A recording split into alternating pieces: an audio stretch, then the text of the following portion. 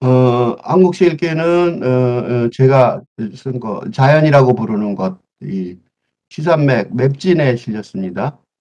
자연이라고 부르는 것 우선 읽겠습니다. 내가 강아지의 이름을 부르면 그가 내 말을 알아듣는 것 같다. 그런 반응이 내 마음을 따뜻하게 한다. 하지만 내 부름이 강아지 앞에서 멈춘다는 것을 안다. 내가 무엇인가를 자연이라고 부르려고 하지만 자연이라고 부를 수 있는 게 없다는 걸 안다. 자연이 뭐라고 부르는지 모르지만 자연이라고 부르고 싶은 것으로 내가 언젠가 수렴될 일만 남아있다는 걸 안다. 며칠 전에 이게 그건데 지금 유튜브 채널만 여기서 지금 하고 있는 거죠. 한국시 읽기 여기서 하고 있는데 다시 돌아가서 읽겠습니다. 우리가 자연 환경 이런 얘기를 하는데 그때 자연이라고 부르는 것, 자연 환경, 우리가 자연 얘기를 요새 참 많이 하죠. 특히 기후변화 시대에 어떻게 그 자연을 대해야 될지 그런 얘기를 많이 하는데 이 자연이라는 용어 자체에 대해서 자연은 원래 스스로 자자에 그냥 있음 그런 뜻의 연인데 그러니까 불교적 용어죠. 그런데 자연이라고 우리 부르는 것에 대해서 인간의 입장에서 부르는 거죠. 사람이 부르는 거예요. 자연이라고.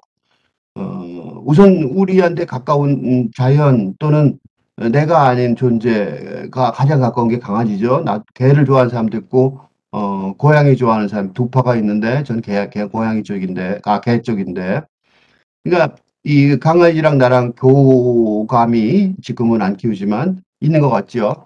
그러니까 내가 강아지의 이름을 부르면 그가 내 말을 알아듣는 것 같잖아요. 부르면 반가워 꼬리치고 뭐 그래요. 그죠?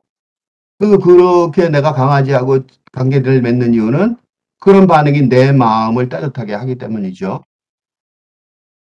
그런데 여기서 다시 스톱해서 이 강아지를 내가 아닌 다른 존재, 뭐 자연이라고까지 말할 수 있을지 모르겠는데 하여튼 내 아닌 건 다 따로 하나 부른다면 환경, 자연 이렇게 부를 수 있겠죠. 강아지도 내가 아니니까 자연, 환경일 건데.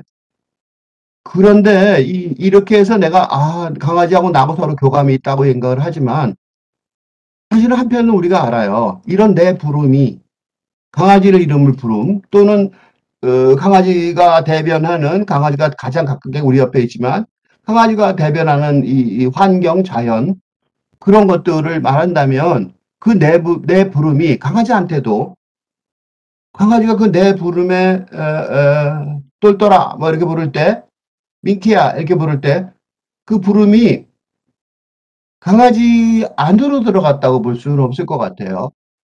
내 부름이 강아지 앞에서 멈추는 거죠. 인간의 언어로 부름. 그건 강아지 앞에서 멈추는 거예요.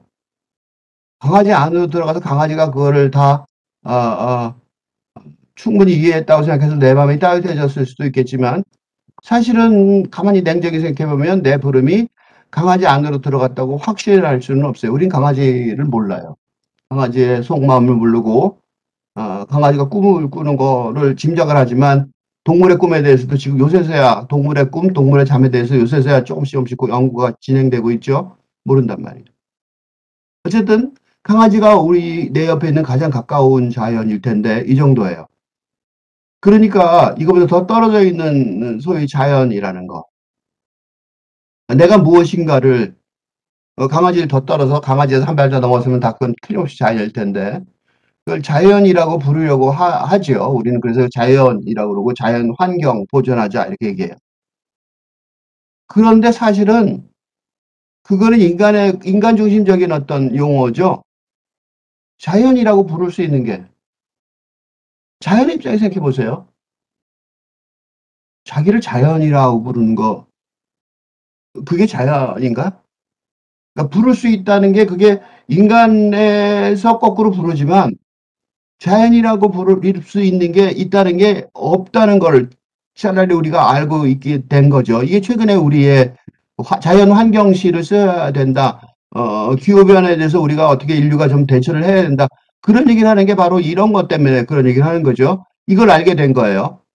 내가 무엇인가를 자연이라고 부르려 하지만 자연이라고 부를 수가 없다는 걸 안다. 이게 우리가 기후변화에 대해서 새롭게 대처하고 각성해야 된다 이러는 거예요. 그러니까 자연이 자기를 뭐라고 부르는지 모르죠, 우리는. 자연이 뭐라고 부르는지 몰라요. 근데 사람이 또는 내가 자연이라고 부르고 싶은 것, 우리는 자연이라고 부르고 싶었던 게 있었어요. 뭐 풀, 뭐 숲, 우리가 놀러 가는 어떤 휴양지 어쨌든 자연이라고 부르는 거 싶은 것. 그거로 우리가 아는 거는 내가 언젠가 수렴될 일만, 죽으면 우리는 다 자연으로 돌아가잖아요. 수렴되는 거죠. 그걸로 모이는 거예요. 그러니까 자연이 인간으로 모이는 게 아니라 인간이 자연으로 수렴되는 거죠. 이게 부른다는 거의 주체가 우리잖아요. 인간, 사람, 강아지가 내가 강아지를 부르고 내가 자연이라고 부르는데 사실은 거꾸로 이게 관계가 역전돼 있는 거예요. 나는 그냥 그 자연이라는 것으로 언젠가 수렴될 일만 남아있죠. 사실은. 그걸 아는 거죠. 이게 우리가 자연이라고 뭐라고 부르려고 그럴 때 처음부터 시작해야 될 첫 번째 마음이 아닐까 싶습니다. 한 번 더 읽겠습니다. 자연이라고 부르는 것. 내가 강아지의 이름을 부르면 그가 내 말을 알아듣는 것 같다. 그런 반응이 내 마음을 따뜻하게 한다. 하지만 내 부름이 강아지 앞에서 멈춘다는 것을 안다.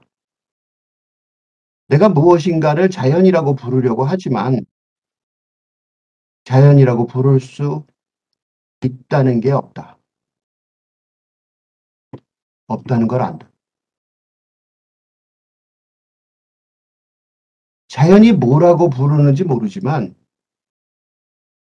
자연이라고 부르고 싶은 곳으로 내가 언젠가 수렴될 일만 남아있다는 걸 안다.